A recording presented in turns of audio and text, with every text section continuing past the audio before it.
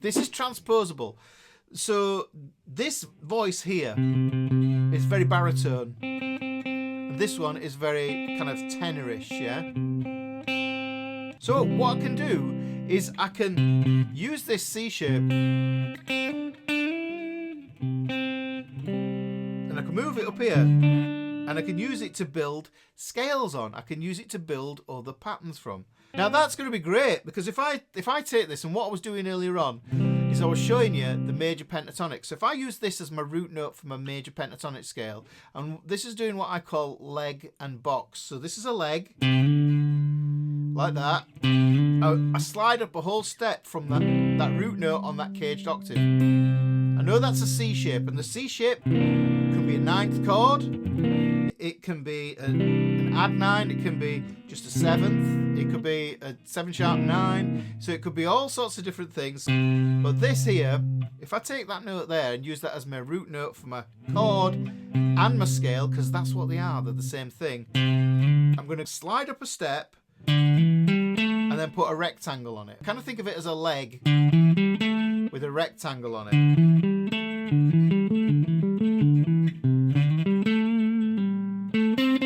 Now I can jump over onto another string there to finish it off, which gives me my A-shaped octave. So, and that gives me the whole scale in its entirety.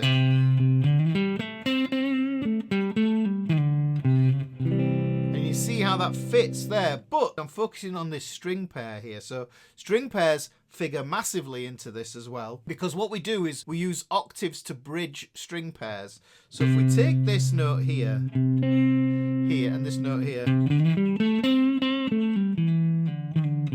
then what I could do is I could take that same pattern where I go leg into a rectangle, and I can repeat the pattern down here in a higher voice. So that makes it really, really important. So this is a C shape. Okay, I'm going to play it as a C7. I'm going to move it up here to an E7. Okay, now I can still play that same idea using the idea that this is my root note. So you can see where this shape comes from. Also, even though I'm not playing the root note here, I can see where I need to start from.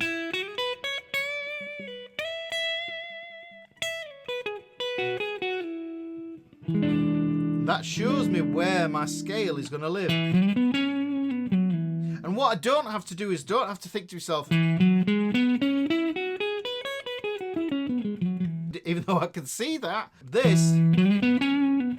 seeing a string pair is infinitely easier than seeing a box pattern.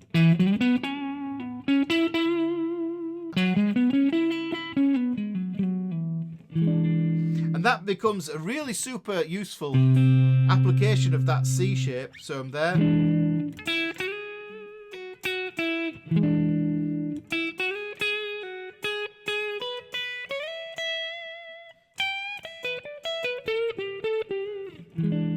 I can find that because I know where my root notes are going to be for my chord. Look, there's the A-shaped octave. There's my root notes. So I know I can finish my phrase just using that idea there. What I can also do is I can go into the A shape. Think about the open A here. There. There's my A-shaped octave.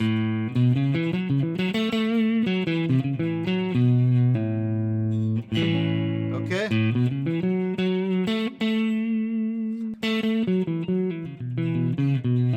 So I've got leg, rectangle. There's the octave. On the A shape, now I can think to myself, look, there, in my A shape, I've got 5R3. There's my octave there. So if I start there, I can go up a leg, which is the whole step. Now what I could do is I could do the rectangle, but I've got to remember I'm on the G and B string, so I've got to add 1 fret as I move up. And what it does is it gives me a rhomboid shape. So I'm going from 4, 6 to 5, 7. And then my root notes here. So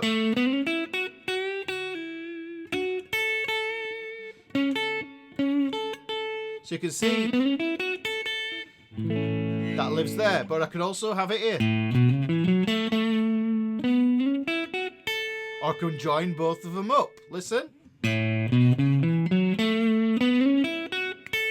And now I've got a whole run that I can play on that A chord, on the A major 7 chord, or even an A7 chord. So if I play that A7 there,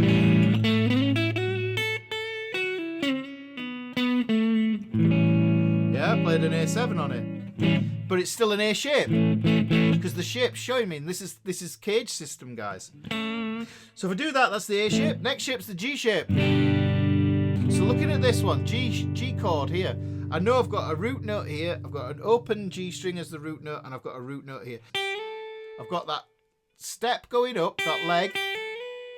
I know I should have a box here, but I haven't got another string. So that becomes more of that washing line blues idea. But let's just go to that G, which is really just the A shape that's under there. I've got to do that compensation. That lives there.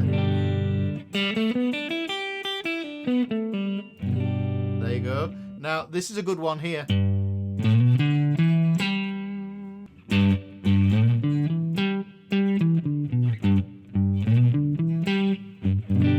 So you can see where that hooks up onto this chord here. So that's the G shape. E shape's going to work the same.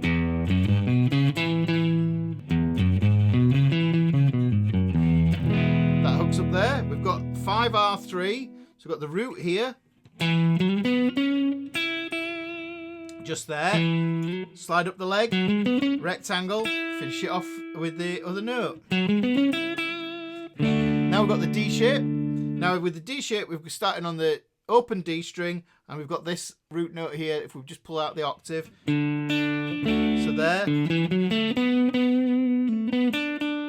there it goes again.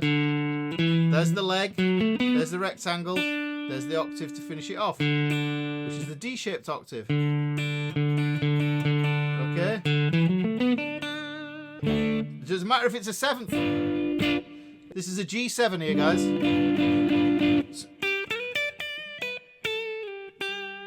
Yeah, play.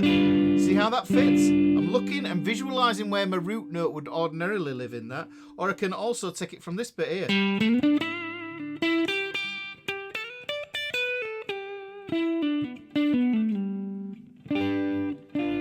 So that's just showing you that these caged octaves, they do that.